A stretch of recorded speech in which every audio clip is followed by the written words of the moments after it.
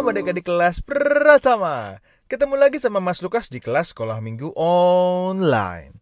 Pagi ini kita mau belajar dari Rasul Paulus yang hidup bagi pemberitaan Injil.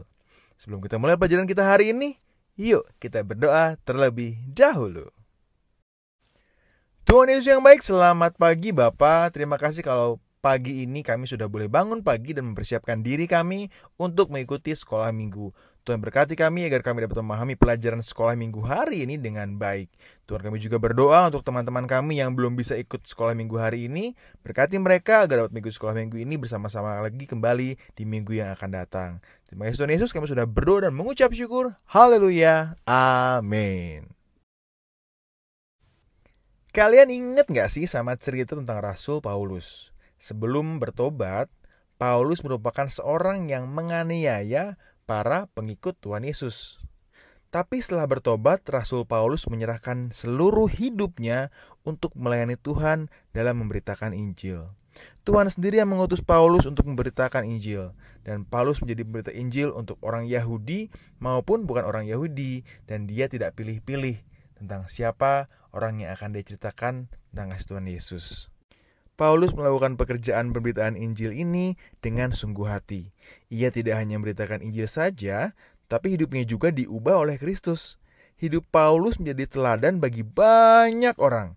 Ia rendah hati, penuh kasih pada semua orang, dan ia juga tidak pilih-pilih dalam memberitakan Injil. Nah, sebagai anak Tuhan, kita harus belajar dari Rasul Paulus yang memberikan hidupnya untuk memberitakan Injil. Tapi kan memberitakan Injil ini nggak mudah. Tenang ya. Kita juga bisa ikutan untuk memberitakan Injil. Kita mulai dari perbuatan kita yang baik.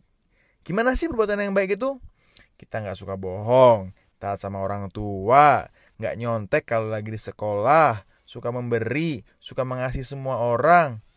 Nah, kalau udah gitu kan kita juga tinggal ceritain nih kebaikan Tuhan apa yang pernah kita alami dalam hidup kita ke orang-orang di sekitar kita. Pasti bisa deh. Waktunya ayat hafalan. Ayat hafalan kita pagi ini diambil dari Efesus 3 ayat 7a. Efesus 3 ayat 7a, kita mau baca bersama-sama.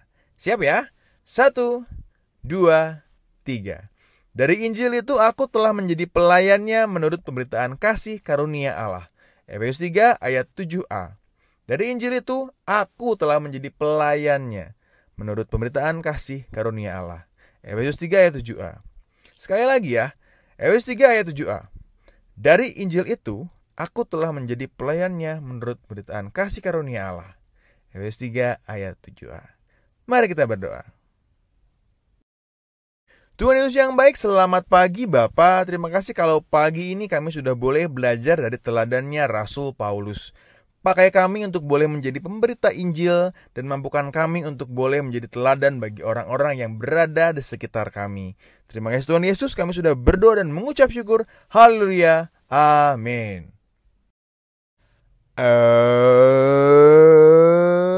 Oke. Sekolah minggu kita sampai di sini dulu aja. Jangan lupa kerjakan buku murid sekolah minggu kalian dan kirimkan video ayat hafalan di grup WhatsApp kelas pertama. Ingat ya, kalian harus tetap sehat, tetap bersemangat, dan tetap bersukacita. Sampai minggu depan, Tuhan Yesus berkati. Dah.